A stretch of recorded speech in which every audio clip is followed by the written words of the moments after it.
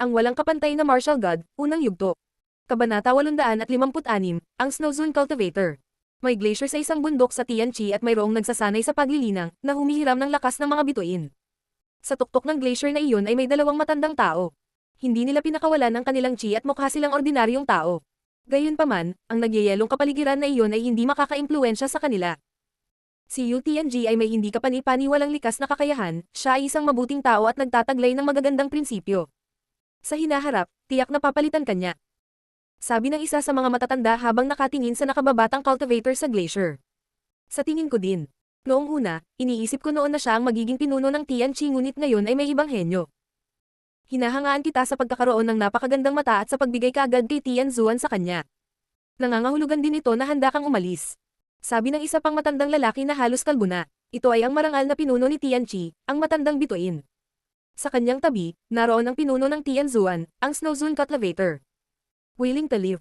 Hindi pa, ngunit kahit sa akin ay wala nang hindi kapani-paniwalang mangyayari sa Tianzuan. At ang hayaan si Linfeng na maghari kay Tianzuan na mag-isa ngayon ay hindi ang tamang oras, kailangan kong maghintay hanggang sa siya ay lumakas. Pagkatapos, masisiyahan ako sa pahinga ng hindi nag-aalala tungkol kay Tianzuan. Sabi ng Snow Zone Cultivator, nakangiti lang siya sa iniisip. Huwag kang magpanggap na ibang tao sa harap ko. Kung sino man ang makakatalo sa akin sa Tianqi, dapat ikaw iyon. Ang Tianzuan meteorite ay hindi kapani-paniwala, marahil ang pinakamahalagang bagay sa lahat ng Tianqi, ngunit ito rin ang pinakamisteryoso. Matagal ka nang nagsasanay sa paglilinang ngunit tila wala kang pag-unlad sa loob ng maraming taon, sa tingin mo ba naniniwala ako? Matanda na kami, sabihin mo sa akin ang iyong tunay na antas ng pagtatanim. Sabi ng matandang Star Zone Cultivator. Noong sila ay naging mga pinuno, sila ang naging dalawang pinakamalakas na cultivator ng Tianqi. Iginagalang nila ang isa't isa at itinuring nila ang isa't isa bilang pinakamahusay na cultivator ng Tianqi. Siyempre, best friend din sila. Kaya naman, gustong maunawaan ng bituing lalaki ang Snow Zone Cultivator ngunit napakahiwaga niya. Hindi na importante, gusto ko lang makitang lumakas at maghari ang mga kabataan nating alagad kay Tianqi. Limitado ang ating kinabukasan at sa palagay ko ay hindi na tayo magiging mas malakas pa. Sabi ng Snow Zone Cultivator na medyo mapanglo. Alam niyang maya-maya ay papalitan siya ni Linfeng. Lahat sila ay nagnanais na maging mas malakas at maabot ang antas ng paglilinang ng emperador, gayunpaman, ang talento ay isang mahiwagang bagay. Pagkatapos masira ang isang partikular na layer ng paglilinang, ang ilang mga cultivator ay naramdaman na parang tumama sila sa isang brick wall. Inangat ng matandang Star Zone Cultivator ang ulo at tumingin sa langit. Alam kong hindi ka sumusuko. Tulad ng aming mga Panginoon, gusto mo ring makahanap ng taong magpapasa sa aming mga tradisyon, prinsipyo at paniniwala. Kung malaya ka na sa mga alalahanin na ito, tatanggalin mo ang mga tanikala na humahadlang sa iyo na umunlad sa antas ng paglilinang na palagi mong pinangarap at ako. Ang Snow Zone Cultivator ay ngumiti sa isang napaka-caringal na paraan. Hindi ba kayo nag-iisip ng katulad ng sa akin? Matapos maipasa sa amin ng aming mga amo ang lahat ng mga responsibilidad na iyon, umalis sila at hindi na kami muling nakipag-ugnayan. Hindi ko alam kung nasaan sila o kung ano ang ginagawa nila ngayon. Iniisip ko kung nagsasanay pa rin sila para lumakas. Kung hindi mo iiwan ang lahat, palagi kang mag-aalala at pagkatapos ay magiging napakahirap na magsanay ng paglilinang. Maghintay hanggang sila ay maging mature at malakas, gagawin din natin. Sabi ng matandang Star Zone Cultivator na parang nostalgic. Nalungkot sila sa ginawa ng kanilang mga amo ngunit naiintindihan nila dahil kailangan din nilang gawin iyon balang araw. Hindi ba dapat linisin muna natin ang Tianqi? Tanong ng Snow Zone Cultivator. Ang pag-uugali ni Tian Shuzi ay ikinagalit niya at mahirap siyang patawarin. Hindi sila ligtas at sa halip ay parang nasa panganib sila. Hindi ba't mas mabuting iwanan silang pinagpapawisan? Maaari natin silang bigyan ng pagkakataon na kumapit ng mahigpit sa kanilang kurso. Kusa silang kumilos, tingnan natin kung ano ang magiging kinabukasan nila. Sabi ng matandang bituin na parang nakikita na niya ang buong sitwasyon. Ang mga karaniwang disipulo ay hindi nakakakita ng kasing layo ng mga matatanda at matatalinong lalaki. Pagkatapos ng kalahating buwan sa isang bundok, nakaupo pa rin si Linfeng na naka-cross-leg malapit sa isang bangin. Nakapikit ang kanyang mga mata at mahinahon niyang sinisiyasat ang kanyang bagong kapangyarihan ng layer ng Tianqi. Sa sandaling iyon, pinalamutian ni Linfeng ang kanyang makajos na kamalayan sa mga sinaunang kampana. Ang kanyang napakaraming sirang kaluluwa ay napapalibutan na ngayon ng nakasisilaw na gintong mga ilaw. Ang makajos na kamalayan ni Linfeng ay mas makapal at mas malakas na ngayon. Mas solid din ang mga sinaunang kampana niya, hindi na mukhang ilusyon. Napakahalaga ng makajos na kasanayan sa kamalayan, lalo na dahil magagamit niya ang mga ito upang atakehin at protektahan ang kanyang sarili ng sabay.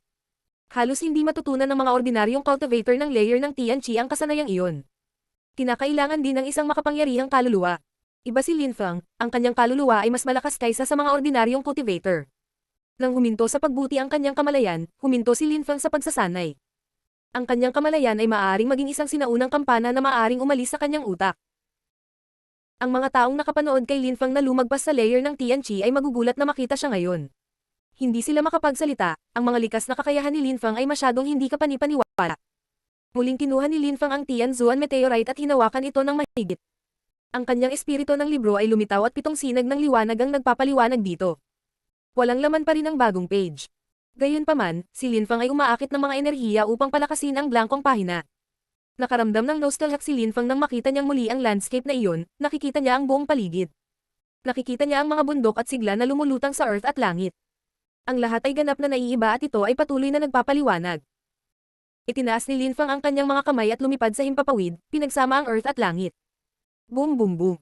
Sinuntok ni Lin Feng ang hangin at tumunog ang mga pagsabog. Ang hangin sa harap ni Lin Feng ay nanginginig ng marahas at walang tigil. Pagkatapos, nawala ang pag-atake ni Lin Feng, ngunit nanatili ang makapal na chi. Gaano nakakatakot. Tumingin si Lin Feng sa kanyang mga kamay at nagulat sa lakas. Ang meteorite ng Tianzuan ay nagbigay sa kanya ng ganitong lakas ng pagsabog. Bukod pa rito, kumbinsido si Lin Feng na hindi pa niya naiintindihan ang lahat ng misteryo ng bato. Marahil ito ay mas hindi kapanipaniwala. Si Lin Feng ay hindi gumugol ng masyadong maraming oras sa pagsisikap na maunawaan ito. Kahit na nakalusot siya sa layer ng Tianqi, simula pa lang ito. Marami pa siyang dapat gawin. Kailangan niyang patuloy na lumaban at magsikap para sa mas mataas na antas ng paglilinang at balang araw, siya ay magiging isang zone cultivator. Siguro pagkatapos, ituring niya ang kanyang sarili bilang isang tunay na malakas na cultivator. Siyempre, kahit na may mababang antas ng cultivation ni Lin Feng, ang isang ordinaryong bansa tulad ng Zuyu ay ituturing si Lin Feng bilang isang warlord. Ang walang kapantay na martial god, unang yugto. Kabanata 857, di kapanipaniwalang espiritu. Bumalik ang pahina at ang kapangyarihan ng meteorite ay makapagpapalakas sa akin sa pamamagitan ng aking espiritu. Maaapektuhan din ba ito ng ibang mga bagay? Tila may napagtanto si Lin Feng. Habang iniisip niya ito, umupo siya ng naka-cross-legged at itinago ang meteorite. Hinugot niya ang bato ng Demon Seal at inilagay sa harap niya. Ang aking espiritu ay maaaring sumipsip ng paputok na kapangyarihan ng meteorite, magagawa ba nito ang parehong sa bato ng demonyong selyo? Inilagay ni Lin Feng ang kanyang kamay sa bato ng Demon Seal at inalag ito, sinusubukang ay absorb ang mga enerhiya nito. Sinuri niya ang kanyang espiritu ng libro sa kanyang ulo, nagsimulang kumikislap ang mga ilaw sa walang laman na pahina. May kakaibang lakas na unti-unting tumagos sa kanyang diwa. Tulad ng naisip ko, posible. Lubhang masaya na ngayon si Lin Feng. Nangangahulugan din iyon na ang bagong pahina ay maaaring sumipsip ng lahat ng uri ng lakas at enerhiya mula sa mahalagang mga kayamanan. Anong nakakatakot na kapangyarihan? Isang napakalaking salitang silang lumitaw sa madilim na kawalan. Kumikislap ito habang dahan-daang inukit na may malalaking lakas na dumadaloy dito. Naglalaman ito ng nakakatakot na mapang api na kapangyarihan na may kakayahang magsil ng mga lakas ng mga demonyo. Ang salita ay mukhang kakaiba habang ito ay lumitaw sa harap ni Lin Feng. Ramdam ni Lin Feng ang kapangyarihan ng salita at sinisikap niyang mas maunawaan ito. Kung gagamitin niya ang kapangyarihang iyon, hindi na niya kakailanganing gamitin ang bato ng Demon Seal. Kalmadong inspeksyon at pinag-aralan ni Lin Feng ang kanyang espiritu sa loob ng mahabang panahon at pagkatapos ay binuksan ang kanyang mga mata. Kinamayan niya ang kanyang kamay sa isang random na direksyon at isang nakakatakot na lakas ng pagbubuklod. Matangkad na ngumiti si Lin Feng. Gaya ng inaasahan, naitala ng kanyang espiritu kung paano gumagana ang bato at binigyang daan ni Lin Feng na gamitin ang kapangyarihang iyon nang wala ang bato. Ang aklat na iyon ay, muli, ay nagulat kay Lin Feng. Napakahiwaga. Hindi alam ni Lin Feng kung ano ang inaalok ng libro sa kanya, ngunit sa bawat pagkakataon na ito ay hindi kapanipaniwala. Maaari ko kayang ilagay ang lakas at lakas ng palasyo ng Jade Emperor sa libro din. Isip ni Lin Feng. Agad niyang sinubukan ngunit sa pagkakataong ito, walang nangyari. Tiningnan ni Lin Feng ang puso. Maraming malalakas na cultivator sa loob, ngunit marami ring hindi kapanipaniwalang kayamanan. Noong nasa palasyo siya, marami siyang nakitang saradong pinto. Siguradong nasa likod nila ang mga hindi kapanipaniwalang kayamanan ngunit hindi niya ito mabuksan. Ang pinakaikinainis ni Lin Feng ay may malalakas na cultivator sa loob ng palasyo kaya hindi siya makapasok sa loob. Marami sa kanila ang mas malakas kaysa sa kanya. Ngunit si Lin Feng ay hindi nagmamadali, ang mga taong iyon ay kanyang mga baka, kailangan lang niyang maghintay hanggang sa siya ay maging malakas at pagkatapos ay maaari niyang harapin ang mga ito. Kung matututo ako ng kasanayang kontrolin ng katawan ng ibang tao gamit ang aking makajos na kamalayan, iyon ay hindi kapanipaniwala. Magagawa ko silang mga alipin, kaya hindi na kailangang patayin sila. Isip ni Lin Feng. May mga malalakas na cultivator sa loob ng palasyo at ang pagpatay sa kanila ay isang basura. Pagkatapos ay inihagis ni Lin Feng ang puso sa lupa at nagsimula itong manginig ng walang tigil. Galit na nagsisigawan ang mga tao sa palasyo dahil pinapayugyug na naman ni Linfang ang lahat. Linfang, papatayin talaga kita, Linfang. Galit na nagsisigawan ang mga taong iyon. Sila ay mga bilanggo na hindi makatas. Kahit na nakahanap sila ng mga kayamanan ay hindi nila magagamit ang mga ito maliban kung nakatakas sila sa palasyo. Gayunpaman, si Linfang, ang bastard na iyon, ay hindi nagbibigay sa kanila ng anumang pagkakataon na gawin iyon. Hindi man lang sila makapagsanay ng kultibasyon ng mapayapa dahil sa tuwing ibinabato ni Linfang ang puso, nayayanig ang buong palasyo at nakakaistorbo ito sa kanilang pagsasanay. Sa ganitong paraan, mananatiling mahina silang lahat. Gayunpaman, wala silang solusyon. Lumipas ang 7 araw at nagtipon-tipon ang ilang tao upang uminom ng tsaa at pagkain sa tuktok ng bundok na nalalatagan ng nyebe. Mayroong 4 na tao na may hindi maarok at misteryosong chi. Ang 4 na iyon ay ang mga pinuno ng Snowy Peak. Mga kapatid, si Tianzuan ay nagsisimula ng mag-recruit ng mas maraming disipulo sa Tianqi. Sila ay nagiging mas malakas at hindi matiis na mayabang, lalo na si Linfang. Nakita mo ito, pagkatapos na makapasok sa layer ng Tianqi, hindi lamang siya kumilos ng may pagmamataas kundi pati na rin ang karahasan. Sa harap ko, naglakas loob pa siyang pilahin ang kultibasyon ni Ziyunqi. Siguradong magpapatuloy siya sa pag-arte sa mas nakakabaliw na paraan sa hinaharap kung magiging mas malakas siya. Sinusubukan ni Tian Shuzi na kumbansihin ang 3 pang pinuno. Araw-araw ay magkasama silang nagtitipon at umiinom ng tsaa, nagsasaya ng pagkain habang nagkukwentuhan. Gusto nilang magpahinga at pag-usapan ng tungkol sa paglilinang. Minsan, pinag-uusapan nila ang kanilang mga alagad. Sa pagkakataong ito, inimbitahan sila ni Tian Shuzi na pumunta at pag-usapan ang tungkol kay Linfang. Huwag na natin siyang pag-usapan, maglaro tayo ng chess. Tumiti ang 3 at hindi pinansin ang sinabi ni Tian Shuzi. Wala silang ganang makisali, ayaw nilang lumaki ang tensyon. May papalapit sa malayo, dahan-dahan. Huminto ang taong iyon sa harap ng pinuno ng Yaoguang at sumigaw. Guro, ano ang nangyayari? Tanong ng pinuno ng Yaoguang. Ang taong iyon ay nanatiling tahimik at nakipag-usap sa pinuno ng Yaoguang sa pamamagitan ng kanilang kamalayan. Pagkatapos ng pag-uusap sa isip ay tumayo ang pinuno at ngumiti. Mga kapatid, pasensya na pero kailangan ko nang umalis. Babalik ako mamaya. Tapos, umalis na siya kasama yung kakadating lang. Parang may kakaibang nangyayari. Ang ibang mga pinuno ay tinawag din ng ilang mga tao at umalis na nagsasabing sila ay babalik kaagad. Si Tian Shuzi na lang ang natitira, at nakaramdam siya ng inis ngunit kailangan niyang manatiling pasensya. Ang pinuno ng Yaoguang ay bumalik kay Yaoguang at lumapit sa isa sa mga Snow Eagles. Bakit ka pumunta dito? Tanong ng pinuno ng Yaoguang. Ginoo, may ipinadala sa akin ng aking master. Sabi ng Snow Eagle habang iniaabot ang isang singsing sa pinuno ng Yaoguang. Ang pinuno ng Yaoguang ay nagulat at nag-usisa. Inilagay niya ang kanyang kamalayan sa loob ng singsing at nagulat siya. Binalik niya ang tingin sa Snow Eagle na matutulis na ilaw sa kanyang mga mata. Ginoo, pinadala po ako ng aking master. Sinabi niya sa akin na kung tayong lahat ay malakas, ang buong imperyo ay lalakas. Sabi ng Snow Eagle. Inisip ito ng pinuno at pagkatapos ay naging malumanay, kahit pakisabi sa kanya kung gaano ako nagpapasalamat, pinahahalagahan ko ang kanyang kilos at tinatanggap ko rin ito. Naiintindihan ko ang ibig niyang sabihin, tila mas lumalakas si Tianqi sa bawat araw. Sabi ng leader ni Yaoguang habang nakangiti. Sige, sasabihin ko sa kanya. Sabi ng Snow Eagle habang nakayuko bago umalis. Nang umalis ang Snow Eagle, ang pinuno ng Yaoguang ay nanatiling nakatayo doon na kumikislap ang mga mata. Si Tianzuan ay nagkaroon ng bagong henyo. Hindi lamang siya malakas, may malasakit din siya sa harap. Ganito rin ang nangyari sa iba pang mga taluktok, maliban sa Tianshu. Ang walang kapantay na martial god, unang yugto. Kabanata 858, Paikat-ikot. Matagal na naghintay si Tianshu ngunit walang bumalik. Napakahina ng kanyang kalooban, pinagtatawanan ba siya ng mga taong iyon? Maya-maya, nawalan siya ng pasensya at tumayo. Pagkatapos ay iniwan niya ang Tianshu at pumunta sa Yaoguang. Sa daan, nakasalubong niya ang isang Snow Eagle, na ikinagulat niya. Kapatid, bakit ka na parito? Magalang na sabi ng pinuno ng Yaoguang na nakangiti kay Tianshu. Kapatid, dahil hindi kita nakitang bumalik, pumunta lang ako para tingnan kung okay na ba ang lahat. Sa totoo lang, may mga bagay na kailangan kong i-manage. Pumunta lang ako sa Tianshu para uminom ng tsaa at maglaro ng chess. Sana hindi ka masyadong ma-disappoint. Sabi ng pinuno ng Yaoguang na nakangiti pa rin. Okay, well, hindi kita pipilitin. Gusto ko lang malaman kung ano ang nangyayari. Tanong ni Tian Shuzi. Ano ang nangyayari? Hindi sinasabi ni Tian Shuzi ang lahat ng iniisip niya, ayaw niyang ipakita kung gaano siya inis. Pagkatapos ay dinagdag niya. Si Tian Zuan ay mapanganib na ambisyoso. Si Linfang ay hindi isang matuwid na tao. Kapatid, tigilan mo na yung mga sinasabi mo. Kahit na may mga tensyon sa pagitan ni Tian Zuan at Tianshu, wala nang nagmamalasakit dito. Gusto lang naming gawing mas magandang lugar at mas makapangyarihang imperyo ang Tianqi. Bukod dito, si Linfang ay isang matuwid na tao at may hindi maikakailang mga likas na kakayahan, siya ay talagang isang pambihirang henyo. Tiyak na gagawin niyang mas malakas si Tian Zuan at mas malakas si Tian Qi, paano ito masamang bagay? Sabi ng pinuno ng Yaoguang. Nanatiling tahimik si Tian Shuzi. Pagkatapos ay humungol siya at sinabi, dahil ganyan ang iniisip mo, aalis na ako. Pagkatapos, tumalikod si Tian Shuzi at bumangon sa ere. Kapatid, mag-iingat ka, magalang na sabi ng pinuno ng Yaoguang. Pagkatapos ay umalis si Tian Shuzi kay Yuheng. Kapatid Yuheng. Magalang na sabi ni Tian Shuzi. Muli siyang nagsalita tungkol sa parehong paksa. Ang pinuno ng Yuheng ay nanatiling tahimik at sinabi, ayaw magsalita. Kapatid, masyado mo itong pinag-uusapan, kalimutan mo na lang ito. Kung muli mong pag-uusapan si Tian Zuan, nangangahulugan ito na nakalimutan mo na ang aming mga prinsipyo at layunin. Nais nating lahat na maging mas malakas ang Tian Qi, hindi para tayo ay lumaban sa isa't isa. Nakikita ko na mabilis ang pag-usad ni Tian Zuan dahil nahanap na nila ang henyo, si Linfang.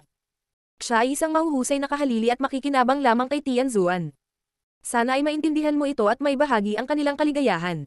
Tandaan na isipin ang tungkol kay Tian Qi. Hinatak ni Tian Shuzi ang mahabang mukha, pagkatapos ay tumalikod siya at sinabi. Paulo. Nawala siya sa dikalayuan at pumunta kay Tian Quan. Hindi niya nakita ang pinuno, ngunit sinabi sa kanya ng isa sa mga disipulo na ang pinuno ay nagsasanay ng paglilinang at walang oras upang makita siya. Nagulat si Tian Shuzi sa kung ano ang nangyayari. Bakit naglalakbay ang mga Snow Eagles sa paligid ng Tian Qi? Iniwan ba ng ibang mga pinuno ang Tian Shu dahil sa mga agila? Hindi maintindihan ni Tian Shuzi kung bakit siya naiwan mag-isa. Sina Yaoguang, Yu Heng, Tian Quan, lahat ng mga pinunong iyon ay mabuting kaibigan ni Tian Shuzi ngunit ngayon ay ipinagtatanggol na nila si Linfang. Bumalik sa Tian Zuan, si Linfang ay nasa tuktok ng pangunahing tuktok. Pinagmamasdan niya ang nyebe at nakasuot ng puting damit. Ilang silhouettes ang damapo sa likod niya, ang mga Snow Eagles ay bumalik lahat. Nanatili silang tahimik na nakatayo sa likod ni Linfang. Tapos ka na ba? Tanong ni Linfang, lumingon. Master, tapos na tayo at lahat sila ay nasiyahan. Sabi ng mga Snow Eagles. Tumanggo si Linfang. Hindi mahalaga kung ito ay sa kanyang nakaraang buhay o sa buhay na ito, ang mga kontak ay mahalaga. Hindi gaanong kilala ni Linfang ang iba pang mga pinuno ngunit dahil kabilang sila sa parehong grupo, nagkaroon sila ng maayos na relasyon. Sa pagkakataong ito, inalok sila ni Linfang ng intent at abstruse crystals umaasang lalakas silang lahat para mas lumakas si Tian Qi. Hindi siya kumikilos ng makasarili, para lang kay Tian Qi ang ginagawa niya. Walang sino man ang maaaring tumanggi sa ganoong magandang hangarin dahil lahat sila ay kay Tian Qi, sa parehong oras ay nakakuha din sila ng higit na pagpapahalaga para kay Linfang. Bihira para sa isang cultivator na ibahagi ang kanyang mahalagang kayamanan sa ibang mga cultivator. Marami ang nainggit nang makitang lumalakas ang ibang mga cultivator. Ang mga abstruse na kristal ay napakabihirang at naglalaman ng abstruse significance energies. Para sa mga cultivator sa antas ng Tian, iyon ay mas hindi kapani-paniwalang mga kayamanan. Noon sa Tian Zuan, sino ang nakaisip na magnakaw ng mga kayamanan ni Linfang? Bata pa si Linfang ngunit bukod kay Tian Shuzi, walang nangahas na lumabag sa mga tuntunin ng Tian Qi. Ngayon, nag-aalok si Linfang ng mga regalo sa kanila na parabang nakalimutan niya ang nangyari noong isang araw. Tara na, tumalon si Linfang sa hangin at nagsimulang lumipad. Masarap ang pakiramdam ni Linfang, nakapasok na siya sa layer ng Tian Qi at hindi na kailangan ng purong Qi para lumipad. Maaari niyang hiramin ang lakas ng lupa at langit sa halip. Ang pakiramdam na iyon ay hindi kapani-paniwala. Dumating si Linfang sa bundok kung saan nagsasanay si Jun Moshi at ang iba pa. Naroon din ang tatlong cultivator ng Zun. Nagkatinginan sila nang makita nila si Linfang na papalapit. Nakikita nila na ang Qi ni Linfang ay makapangyarihan, na siya ay nasa symbiosis sa lupa at langit. Hindi nila maiwasang tumanggo sa paghanga. Sa napakaikling panahon, si Linfang ay nakagawa na ng malaking pag-unlad. Mga guro, kumusta ang antas ng kanilang paglilinang ngayon? Tanong ni Linfang sa kanyang mga guro. Nagulat ang tatlong guro at saka ngumiti. Nag-aalala si Linfang sa kanyang mga kaibigan. Si Linfang ay naging isang batang pinuno sa Tian Zuan at sa hinaharap, siya ay magiging isang tunay na pinuno. Sa makatuwid, hindi nila gustong tawaging master o anumang bagay, gusto nilang tawaging guro sa karamihan. Napakagaling. Maaaring magsimulang makapasok si Jun Moshi sa layer ng Tian Qi. Huang Fulong at Tang Yu naabot mo na ang pinakatuktok ng ikasyam na layer ng Zuan Qi, sa maikling panahon, masisimulan na rin nilang subukang makapasok sa layer ng Tian Qi, lalo na ang Huang Fulong. Kahit medyo kakaiba, bihira ang natural na kakayahan niya at malinis ang puso niya. Nagsasanay siya ng maingat na pagmumuni-muni at maaaring makapasok sa layer ng Tian Qi bago si Jun Moshi. Tang Yu, dapat kang gumawa ng higit pang pagsisikap para umunlad. At si Yun Fei Yang ay nasa simula pa rin o marahil sa gitna ng ikasyam na layer ng Zuan Qi. Gayunpaman, ang kanyang mga pangunahing kaalaman sa paglilinang ay napakatibay na siya ay patuloy na umuunlad. Dahan-dahan ngunit tiyak, ang kanyang cultivation basics ay mas solid kaysa kay Jun Moshi.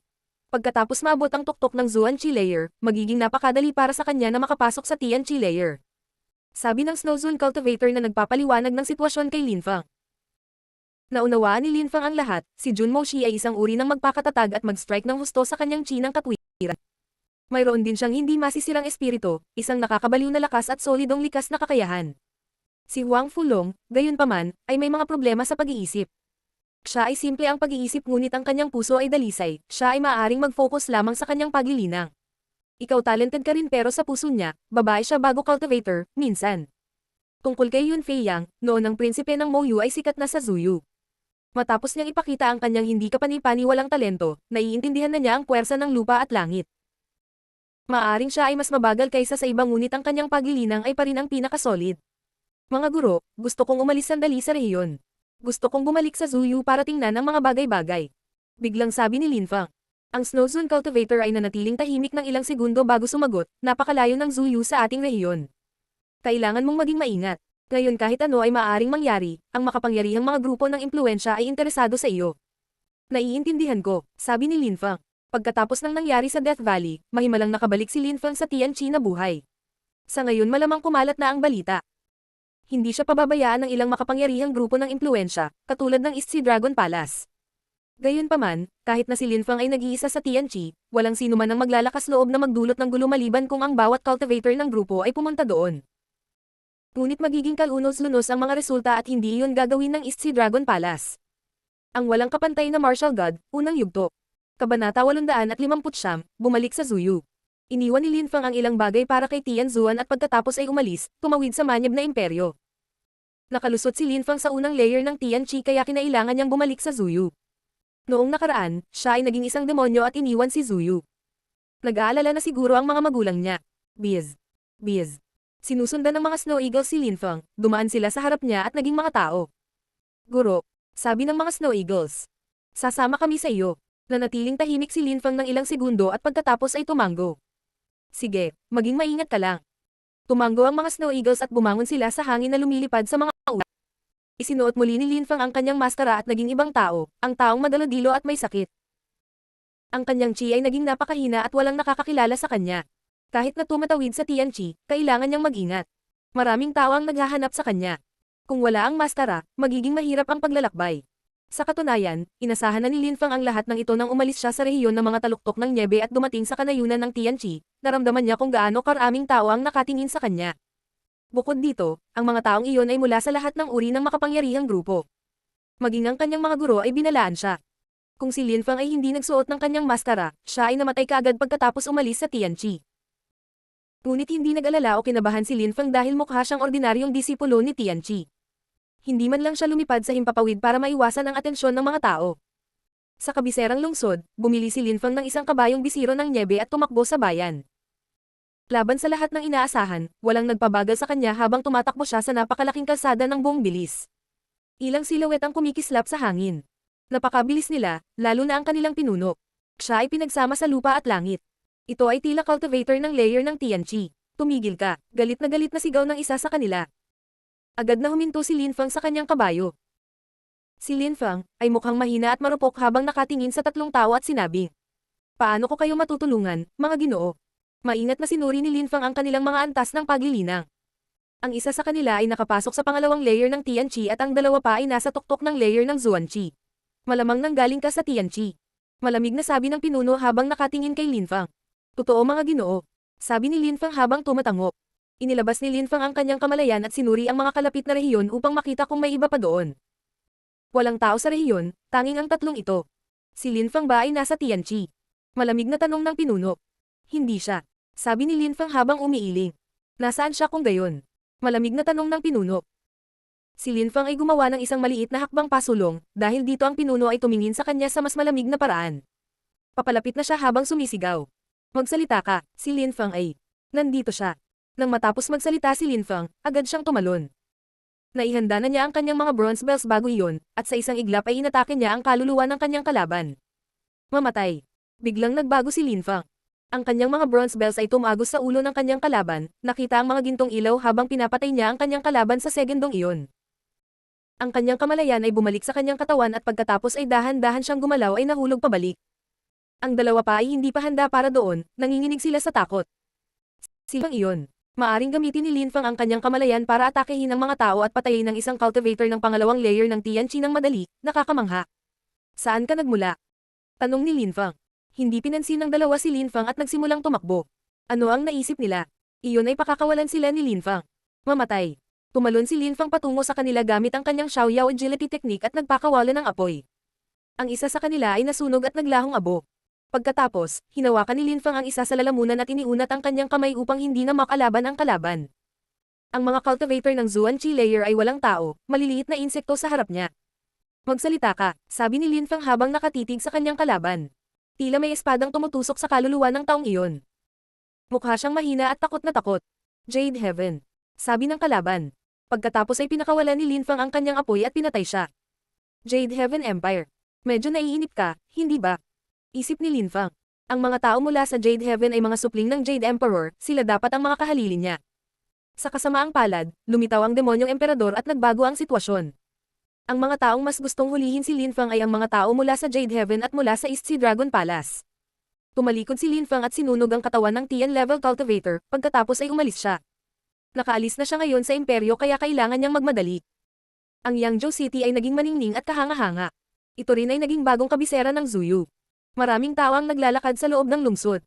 Ito ay naging isang masigla at mataong lungsod. Ito ay hindi tulad ng nakaraan na ang mga Zuan level cultivator ay bihirang matagpuan doon. Sa Zuyu, maraming tao ang nag-uusap tungkol sa dakilang digmaan, lalo na sa Yangzhou City, ang bayan ni Lin Fang. Bago ang digmaan, hindi man lang inisip ng mga tao ni Zuyu ang tungkol sa mga cultivator ng layer ng Tianqi.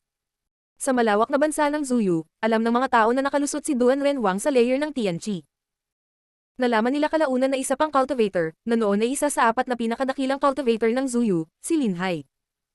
Nakalusot din siya sa layer ng Tianqi at nagulat ang lahat. Dinala din nina Duan Wuya at Duan Wu Dao ang ilang antas ng Tian cultivator kay Zuyu at sinubukang patayin ang lahat sa kasal ni Lin Fang. Pagkatapos, ang babae ni Lin Fang ay naging isang celestial na hayop, si Zhu Linglong. Nakakabaliw ang oras na iyon.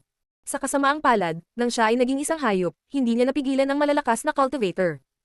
Pagkatapos, dahil sa pagmamahal niya kay Meng Qing, naging demonyo si Lin Fang at pinatay si Duan Renwang at ang hari ng Zuyu. Ang iba pang mga cultivator sa antas ng Tian ay umalis kasama si Lin Fang nang siya ay naging isang demonyo. Simula noon, si Lin Fang ay gumawa ng malaking pagunlad at naging isang tunay na mamamatay. Parang nagbago na talaga siya. Ang mga tao mula sa Zuyu ay hindi maiwasang maantig at mamangha sa kwento at romantikismo ni Lin Fang. Naging demonyo siya para sa mahal niya. Hindi kalayuan sa gate ng Yangzhou, sa labas ay may silweta na lumilipad sa himpapawid. Isa itong gwapong lalaki na maraming nagawa para kay Zuyu. Pero sa pagkakataong iyon, nagbago na siya at nagmukhang mas mature, parang nagkaroon ng maturity ang mga mata niya. Napakalayo ni Zuyu sa Tianqi kaya hindi na niya kailangan ang kanyang maskara. Pinagmasdan niya ang kanyang bayan na may malambing na damdamin. Ang Yangzhou ay mukhang mas mahusay kaysa sa nakaraan. May mga skyscraper na ngayon, ngunit para kay Lin Fang, ito ay pareho. Yangzhou, bumalik ako. Bulong ni Lin Fang habang patungo sa bayan. Ang walang kapantay na martial god, unang yugto. Kabanata 860, Haring Lin Fang. Tumigil ka. Nang dumaan si Lin Fang sa itaas ng gate, isang silweta ang bumangon sa hangin at pinigilan siyang magpatuloy. Ito ang Imperial City, bawal lumipad at pumasok. Sabi ng guard ng QXC. Isa itong cultivator ng pangalawang layer ng Zuanqi. Malamang na sumali siya sa puwersa ng QXC sa kalaunan. Kung hindi, makikilala niya si Lin Fang. Nakaramdam ng kaba ang guard. Kahit nakasing edad niya ang kaharap niyang binata, hindi puro chi ang ginagamit niya sa paglalakbay sa pamamagitan ng hangin. Nakatayo lang siya sa kawalan at naramdaman iyon ng gwardya. Ang gwardya ay nakatingin ng malalim sa mga mata ni Lin Fang at nakikita niya na siya ay napakalakas. Papatayin ba niya siya? Ngunit siya ay miyembro ng puwersa ng QXC at nanumpa na protektahan ang bansa kahit na kailanganin niyang mawalan ng buhay, lahat ng ito para sa karalagan ng bansa. Ang Yangzhou ay ang bagong kabiserang lungsod ng Zuyu at ang bayan ng Monarco, walang sino man ang pinayagang makapasok sa lungsod mula sa langit. Siyempre, hindi siya sisisihin ni Lin Fang. Tumiti siya ngunit mukhang matatag at sinabing, hindi mo ako kayang karibal, tumabi ka lang, o maaari kitang patayin sa isang segundo. Habang sinasabi iyon, pinalamutian ni Lin Fang ang ilang purong chi sa kanyang kamay at pinahirapan ang buong lugar. Gaya ng naisip ng binata, napakalakas ni Lin Fang. Ang Yangzhou City ay ang kabisera ng bansa at ang bayan ni Haring Lin Fang, walang makapasok mula sa langit. Kung gusto mong pumasok sa loob, kailangan mo muna akong patayin. Sabi ng guard na lalong nag-aalala. Pero parang may pananampalataya siya. Naniniwala siya kay Lin Fang, si Lin Fang ay naging Diyos sa Yangzhou City. Maraming kwento ang narinig ng gwardya tungkol kay Linfeng, sikat siya sa Yangzhou noong siya ay 16 na taong gulang. Haring Linfeng. Hindi inakala ni Linfeng na gagawin siyang hari ng kanyang mga magulang. Pagkatapos na maging demonyo si Linfeng at umalis, maaaring namatay na siya. Bakit siya magiging kwalipikadong tawaging hari? Bun ni Linfeng. Gayunpaman, malamig ang tingin sa kanya ng gwardya. Pinahiya ng taong iyon ang kanyang relihiyon, ang kanyang monarko. Kahit na malakas ka, sasaktan kita dahil sa sinabi mo, banta ng guard. Tumalon siya pasulong at ibinato ang kanyang sibat kay Linfen habang pinalamuok ang ilang purong chi. Bahagyang ngumiti si Linfeng at iniunat ang kanyang kamay at hinawakan ang sibat. Ang gwardya ay patuloy na lumalaban ng walang tigil sa kanyang buong lakas. Mukha siyang nagulat. Ang gwardya ay nakatitig kay Linfeng, ang kanyang lakas ay masyadong hindi kapani-paniwala. Kinamayan ni Linfeng ang kanyang kamay at nahulog ang sibat ng gwardya. Bumagsak ang gwardya at hinawakan ang sibat, mabangis na nakatingin kay Linfeng. Nakaramdam siya ng hiya. Siya ay miyembro ng puwersa ng Chi-Xi at natatalo. Tuturuan kita kung paano gamitin ang iyong sibat. Sabi ni Linfeng, nakangiti pa rin. Muli niya itong pinadapa at humarap sa guard. Isang nakakatakot na liwanag ang lumitaw sa bilis ng kidlat. Biz. Isang hagong na tunog ang kumalat sa hangin habang ang sibat ay napuno ng puwersa. Hindi pa ito nakakarating sa gwardya ngunit sobrang mapang-api na ang kapaligiran. Naramdaman na ng guard ang kamatayan. Sa harap ng sibat na iyon, wala siyang pagkakataong mabuhay kaya napapikit na lang siya. Pagkatapos nito, nawala ang mga puwersa. Iminulat ng gwardya ang kanyang mga mata at nakitang huminto ang sibat. Katsa. Nabasag ang helmet ng guard at nabalot siya ng malamig na pawis. Hindi pa siya nakakita ng ganitong nakakatakot na sibat. Nakita at naintindihan mo ba iyon? Tanong ni Linfeng. Tumanggo ang guard at saka umiling. Naiintindihan niya pero hindi. Siyempre nakita na niya ang sibat na iyon ngunit sa kabilang banda ay hindi niya ito nakitang malinaw. Anong klaseng spear skill yan? Tanong ng guard. Hindi ito spear skill. Hindi ko naiintindihan ang mga sibat at hindi ko kailanman pinag-aralan ang mga ito. Sabi ni Linfeng habang umiiling. Hindi ka pa nag-aral ng spears pero ikaw.